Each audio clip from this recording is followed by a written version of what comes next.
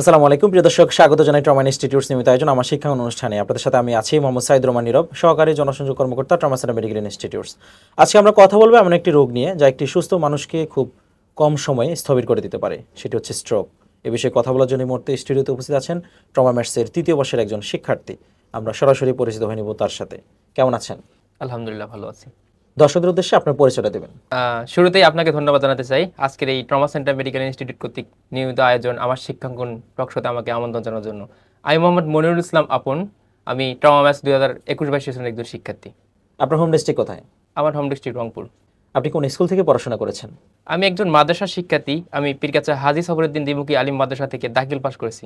আপন আমার শিক্ষা অনুষ্ঠানে আপনাকে স্বাগত। প্রথমে জানতে চাইবো, আপনার নিজ এলাকায় স্ট্রোকের কোনো ঘটনা দেখা বা শোনা হয়েছে কি? জি, আমি আমাদের এলাকায় এমন অনেক স্ট্রোকের ঘটনা দেখেছি। তখন আমি চিকিৎসা বিজ্ঞানের সাথে সম্পৃক্ত ছিলাম না বিধায় তাদেরকে আমি সাহায্য করতে পারিনি। এমন একটি ঘটনার কথা আপনাকে বলি। আমি ভোরে হঠাৎ একজন মানুষের হাত পা অবশ হয়ে গিয়েছিল, মুখ ঢেরে গিয়েছিল, কথা বলতে পারছিল না, মানে জড়তা চলে এসেছিল তার মধ্যে, যেটাকে অনেক সময় প্যারালাইসিসও বলা হয়।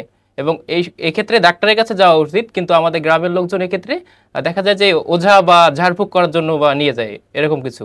এমন অভিজ্ঞতা থেকে শিক্ষা জীবনে কিভাবে আগ্রহ তৈরি হয়েছে? আমার আগ্রহ ছিল প্রাথমিক চিকিৎসা সেবা শেখা, রোগ বুঝতে শেখা। টমার্স আমাকে সেই সুযোগটি তৈরি করে দিয়েছে। এখন আমি জানি স্ট্রোকের গোল্ডেন আওয়ার কতটা গুরুত্বপূর্ণ। দ্রুত যদি চিকিৎসা না দিতে পারি তাহলে ব্রেন ড্যামেজ স্থায়ী হয়ে যেতে পারে। আপনি কি মনে করেন গ্রামের সাধারণ মানুষ এই রোগ সম্পর্কে সচেতন? খুব সীমিত সংখ্যক লোকই এই স্ট্রোকের ঝুঁকি সম্পর্কে জানে।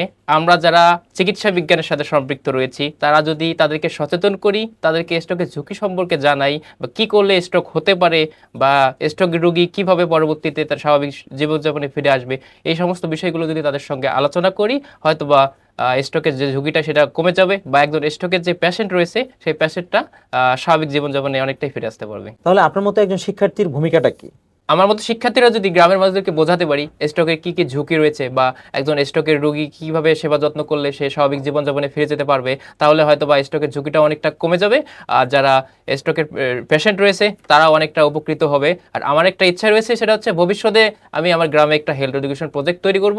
সেখানে আমি উচ্চ রক্তচাপ, ডায়াবেটিস, স্ট্রোকের যে রোগীগুলো রয়েছে বা যাদের স্ট্রোকের ঝুঁকি রয়েছে তারা সেখানে আসে এবং সেখান থেকে শিক্ষা গ্রহণ করবে।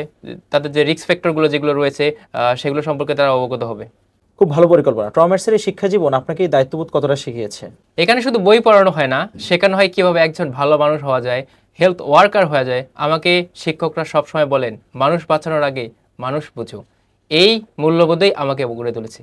আপনার কথাগুলো খুবই আন্তরিক এবং শিক্ষণীয়। এই সমাজে এমন তরুণ যত গড়ে উঠবে, আমাদের চিকিৎসার ব্যবস্থা তত মানুষের কাছাকাছি যাবে। আপনাকে আন্তরিক ধন্যবাদ আমাদেরকে সময় দেওয়ার জন্য। ধন্যবাদ। আমি গর্বিত এমন একটা প্ল্যাটফর্মে কথা বলার সুযোগ পেয়ে। আশা করি একদিন কাজ দিয়েই প্রমাণ করতে পারবো। প্রিয় দর্শক, আজকের আলোচনা থেকে আমরা বুঝতে পারলাম স্ট্রোকের সচেতনতা নিয়ে।